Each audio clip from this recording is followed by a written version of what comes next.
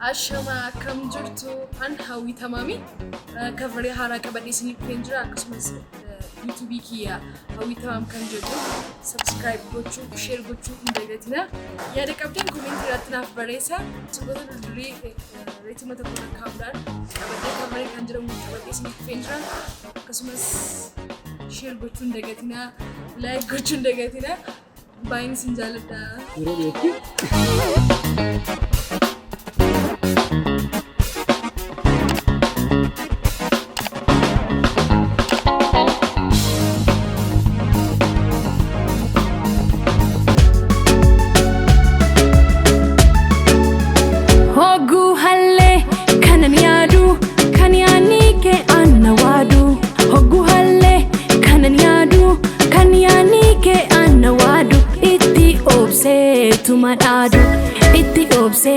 Tumanadu, iti obse, tumanadu.